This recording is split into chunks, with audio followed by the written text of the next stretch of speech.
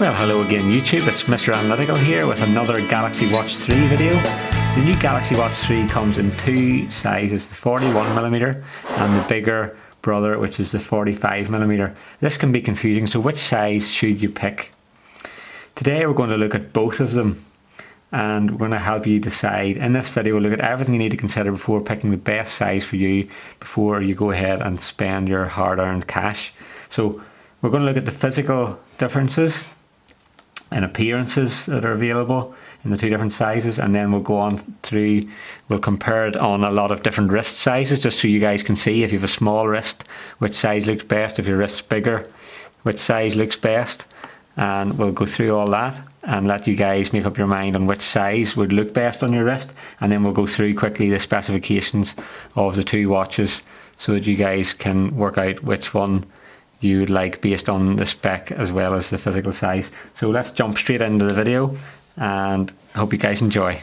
So jumping into the physical appearance, you can see the 45mm is obviously quite a bit bigger. Its height is 46.2 from the top here to the bottom. It's 46.2 versus 42.5 on the 41mm. The width on the small one is 41 and it's exactly 45 on the larger model. Believe it or not, the bigger one is slightly thinner, so it's going to be very hard to actually see on my wrist, but the bigger one comes out at 11.1mm and the smaller one is 11.3, so it's slightly deeper.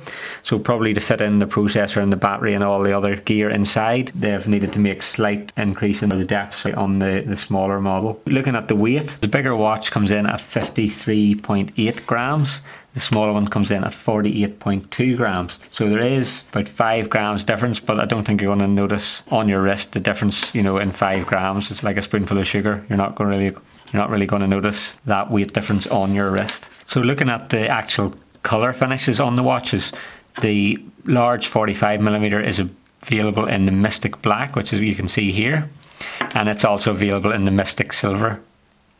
And the 41mm is available in Mystic Silver and Mystic Bronze. You could say the Mystic Bronze is more or less pink to simplify it. So you've got a black watch option and a silver watch available in the 45mm, and you've got a silver watch and a pink watch or a bronze watch in the 41mm. Unfortunately, if you do like the bronze, you're going to be forced to go with the 41mm, even though some of the specifications may be slightly better. Well, basically battery life probably, as you'll find out, will be the main improved specification on the larger watch. So now we're going to jump in and actually help you guys assess which size would work best for you. If you take a look at the actual packaging of the watches, on the packaging, which is useful once you have it, but before you buy it you aren't given this information. If you look at the top here, it says 45mm case strap size. So what they're suggesting is that your wrist width should be a minimum of 50mm and a maximum of 70mm. If you're going to buy the 45mm, you don't want to have a bigger wrist than 70mm across or a smaller wrist than 50mm. So my wrist is 6 centimeters across. So what you can do is measure with a ruler from this side to this side. That'll be say 6 centimeters, 5 centimeters, 7 centimeters, and then you can compare it to this. So for the 45, your wrist needs to be between 50 and 70 ideally to fit the actual strap that's supplied with the watch. Now you could buy a bigger strap and still get away with a 75 or a 85mm wrist if you're a big guy or girl. The 41mm, you can see here the minimum of 45 and the max of 65. So if your wrist is bigger than 65mm, you are going to need to go for either a bigger strap or jump up to the 45mm watch. Just measure from side to side. My wrist is coming in about 60mm here. So we will jump through a few different other people's wrists and we'll have a look at their different wrist measurements and how the different sizes look on their wrists. So let's jump straight in. So starting with the smallest wrist I could find, this is a 5cm wrist and it's actually on a child, so you can see that the 45mm is too big. There's a lot of strap hanging out the back, and if he turns his wrist over you'll see that the watch strap is on the smallest hole and still not tight enough. Looking at the 41mm, you could just get away with the 41mm. You can still see a bit of strap at the back. On another child here with a 5mm bigger wrist, so this is 5.5cm wrist, and you can see again it's a bit too big on the 45mm watch face. the 41mm then when he tries it on. It's still quite big, but you could get away with it on this size of wrist. But you'll just see that we're in the tightest hole on the strap. And if we move this to another person, which is an adult with a 5.5cm wrist, this time you could probably get away with the big watch if you really like the big chunky watch, but probably the better choice would be the small 41mm, which looks pretty good on this size of wrist. My own wrist here is 6cm, so the big watch is what I like on my wrist. 41mm again looks well and is a good fit. This next wrist here is 6.5cm, and you can see the big watch looks well on it. And the 41mm looks okay too, but my personal preference would be again for the bigger watch on this size of wrist at 6.5cm. Now this is the biggest wrist I could find at 7.5cm wide. So the 45mm looks really well on this size of wrist. It's definitely not too big, but it's okay for size. Looking at the back, we're in the last strap hole, so any bigger and it would be too small. 41mm looks a bit too small on this wrist, I think. And if we turn over to the back, you'll see that we can't even get to the holes on the strap. So I hope all those different wrist sizes will give you a bit of an idea of what size you need to be going for.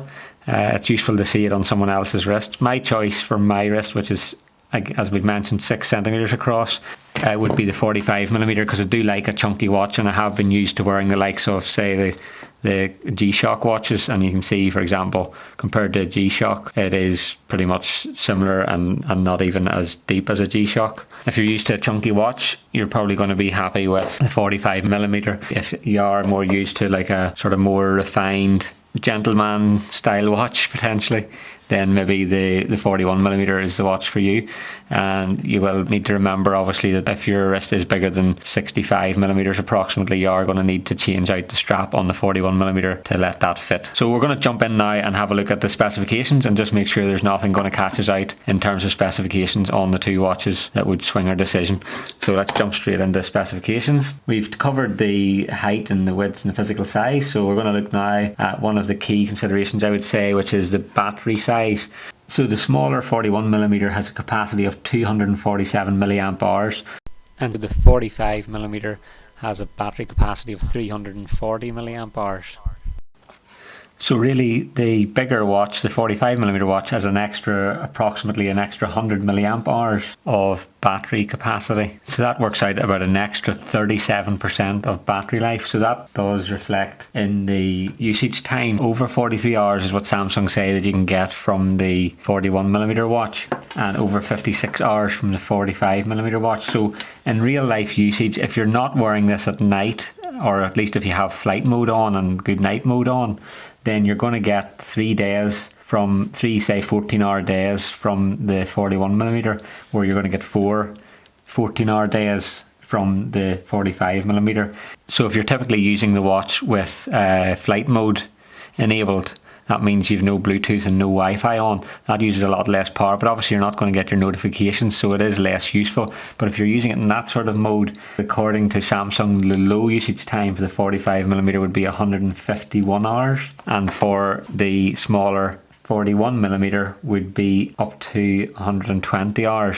So really that means if you're not using notifications and so on, you will get about 5 days out of the 41mm, but that's really with heartbeat monitoring turned off and flight mode turned on and all the rest. So it's really just basically you're bringing it back to being a straightforward watch at that point. And again, with the 45mm, then you will get the low usage time of up to 151 hours, which is over 6 days. So that's sometimes how I end up using the watch. So I'll just give myself a break from notifications and things, and I'll just put it into flight mode, and it'll be a basic watch with a nice fancy watch face that I can change as and when I want. So I'll get like a week's wear out of it without charging, so that's very useful. And that would be wearing it 24 hours a day with sleep monitoring and so on, still working away in the background. Obviously the battery is a big factor. You're losing a day of battery life on the smaller watch, and it's really whether that's a good enough trade-off in your mind or not, if you think that's going to be acceptable or not. So looking at price is another factor. So the larger 45mm comes in at £419 sterling in the UK.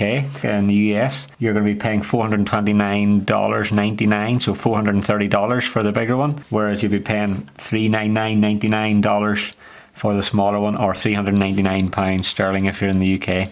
So there's pretty much a £20 or $30 price difference in the two. So it's not an awful lot of difference in price. So it really is down to your personal preference and what works well on your wrist size. Personally, I would recommend to get the bigger watch if your wrist's big enough to cope with it, because you're going to have the extra battery life. And again, if you like a smaller watch, just go for the smaller one, just bearing in mind that slight impact on battery life. Apart from that, they do have the exact same processor, so you're not losing anything there. There's the exact same memory inside, so 8 gigabytes of ROM. So you can clearly see there the difference in size of the displays. You've got 1.2 inches on the right in the 41mm watch, and on the left here on the 45mm watch, it's a 1.4 inch or 34.5mm display.